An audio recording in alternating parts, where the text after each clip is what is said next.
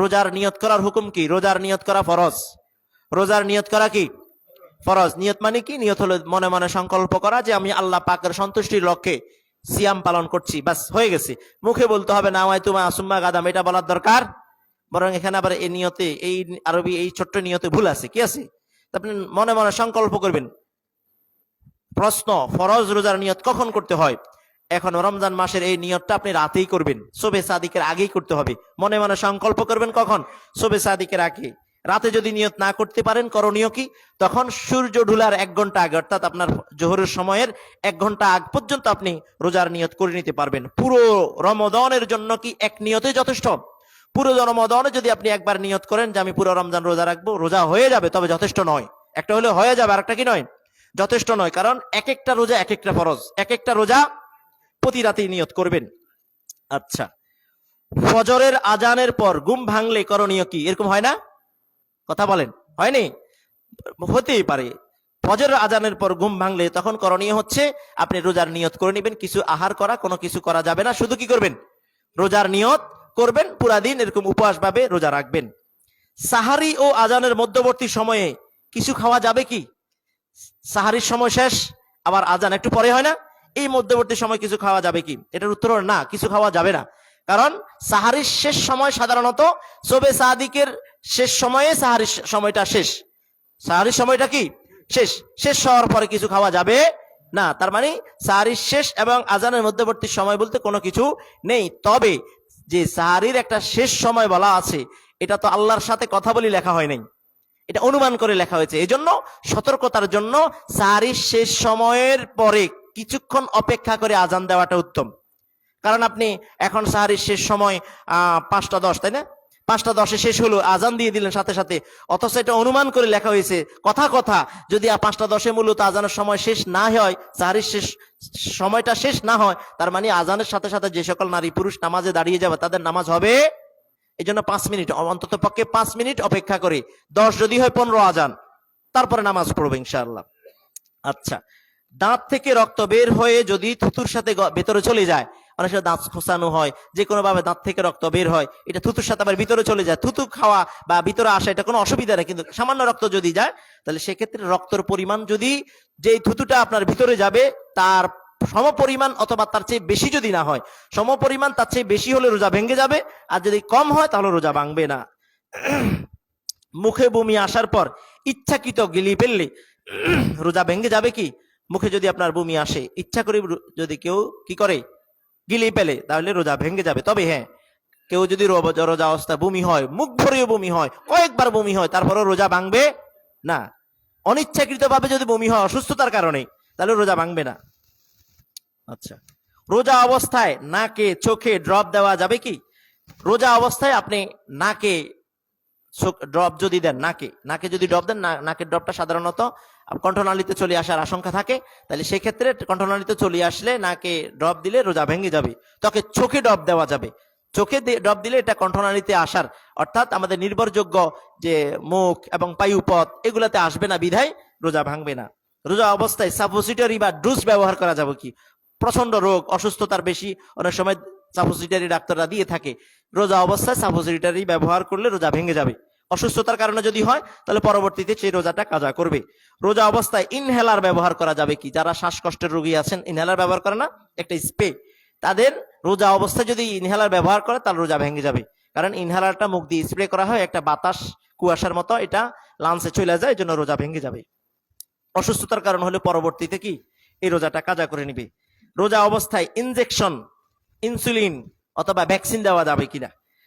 Injection অথবা insulin, যারা ডায়াবেটিক্সের রোগী আছেন, অনেক সময় খালি পেটে এটা পুশ করতে হয়, তাই না?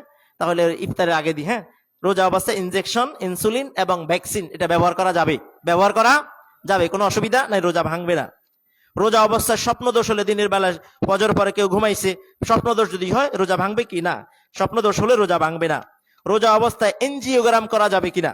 এনজিওগ্রাম হলো সাধারণত যাদের হার্ট ব্লক হয়ে যায়, হার্ট ব্লক হলে উরু দিয়ে একটা কি করে রগ কেটে, রগ দিয়ে হার্ট পর্যন্ত একটা তার লতা ঢুকিয়ে পরীক্ষা করা হয়, এনজিওগ্রাম। ওখানে আবার মলন বা এটা কি বলে পিছলে জাতীয় কিছু জিনিস ব্যবহার করা হয়। এটা যেহেতু রগ দিয়ে ব্যবহার করা হচ্ছে এজন্য এটা রোজা ভাঙবে না। তবে ক্লোনোস্কোপি, এন্ডোস্কোপি যেগুলো হয় বায়ুপথের মাধ্যমে যেটা করা হয় সেটা করলে, এটাতে ক্রিম ব্যবহার করলে রোজা ভেঙে যাবে। রোজা অবস্থায় স্যালাইন ব্যবহার করা যাবে কিনা? স্যালাইন বলতে ওই যে দুর্বল হয়ে গেলে, অসুস্থ হয়ে গেলে যে স্যালাইন রগে পুশ করা হয়, এই স্যালাইন রোজা অবস্থায় ব্যবহার করা যাবে। তবে রোজা রেখে দুর্বল হয়ে গেছে, এই রোজার দুর্বল দূর করার জন্য স্যালাইন ব্যবহার করলে মাকরুহ হবে। রোজা অবস্থায় রক্ত আদান প্রদান করা যাবে কিনা?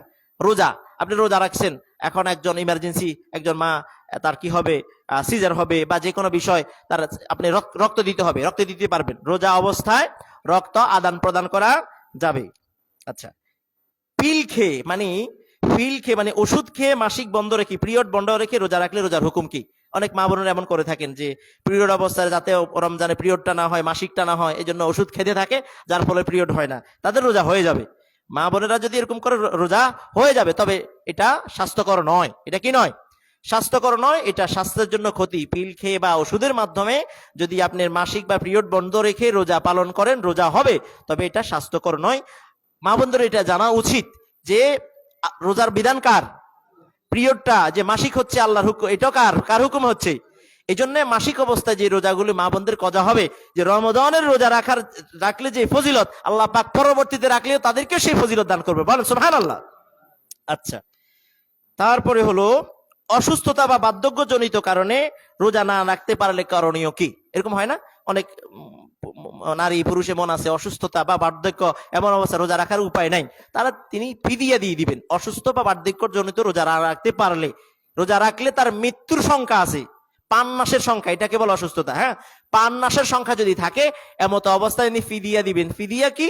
ফিদিয়া হলো একজন মিসকিনকে, একজন দরিদ্র মানুষকে 2 বেলা পেট ভরে খাইয়ে দেওয়া, অথবা দুইজনকে এক বেলা, অথবা একজনকে কয় বেলা, এটা হলো ফিদিয়া।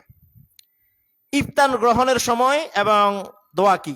ইফতার গ্রহণের সময় দোয়া হলো 2টা। কয়টা? একটা হলো ইফতারের আগের দোয়া, ইফতার মুখে নিবেন সেই সময় দোয়া। আর একটা হলো ইফতারের পরের দোয়া। আপনারা দোয়া পড়েন কয়টা? কথা কন না। দোয়া পড়েন কয়টা?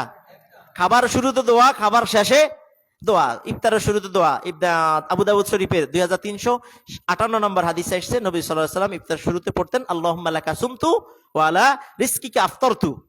আল্লাহ, আপনার জন্য রোজা রেখেছি, আপনার রিজিক থেকে, আপনার দেয়া রিজিক থেকে আমি ইফতার করলাম। এটা হলো ইফতার যখন আপনি কি করতেছেন, নিচ্ছেন, গ্রহণ করছেন তখন। আর ইফতারের পরে দোয়া পড়বেন। এটা আবু দাউদ শরীফের 2357 নম্বর হাদিস, নবীজি পড়তেন, যাহাবা যামাউ ওয়া বাতাল্লাতিল উরুক ওয়া সাবাতাল আজরু ইনশাআল্লাহু তাআলা। দোয়া কয়টা হইছে? আপনারা সারা জীবন একটা পড়ে আসছেন, যাই হোক এটা পড়বেন। হ্যাঁ, আর একটা মাসআলা বলি, সেটা হলো আপনি এক স্থানে রোজা শুরু করে অন্য স্থানে যাওয়ায় রোজা যদি কম বেশি হয়, করণীয় কি?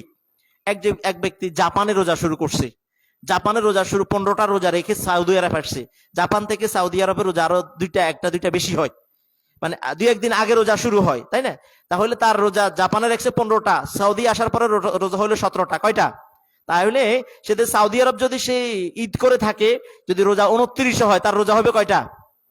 27টা। 30 হলে তার রোজা হবে 28টা, তার মানে 2টা কম। তাহলে তার করণীয় কি? অথবা আপনি বাংলাদেশে ছিলেন, অথবা সৌদি আরব ছিলেন, সেখান থেকে বাংলাদেশে আসছেন, সৌদিতে 30টা রোজা রেখে ফ্লাইটে চলে আসছেন, বাংলাদেশে আসি দেখেন আরেকটা রোজা আছে না, তাহলে কয়টা হয়? 31টা। তাই করণীয় কি? এক্ষেত্রে যার জন্য কম হবে, যদি 27টা রোজা হয় বা 28টা রোজা হয়, যেই দেশে যাবে সেই দেশের সাথে ঈদ করবে, সেই দেশের সাথে কি করবে? ঈদ করবে। কিন্তু তার একটা যে রোজা রইলো অথবা 2টা যে রোজা রইলো, পরবর্তীতে আদায় করবে। বুঝে আসছি?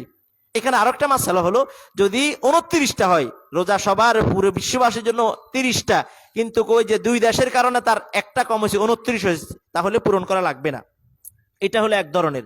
আর এক ধরনের হলো, যদি রোজা বেশি হয়, বাংলাদেশ থেকে, সৌদি আরব থেকে বাংলাদেশে এসে আরো 30টা পালন করে এসে দেখেন আরেকটা রোজা, মানে 31টা রোজা, তখন আপনার করণীয় হলো বাংলাদেশের সাথে আপনি আরেকটি রোজা রাখা, অর্থাৎ আপনি 31টা পূরণ করবেন। অর্থাৎ যেখানে যে অবস্থায় ঈদ করবে, আপনি সেই অবস্থায় ঈদ করতে হবে। কম হলে পরে আদায় করবেন, বেশ হলে রেখে দিবেন। কথা বুঝে আসছে?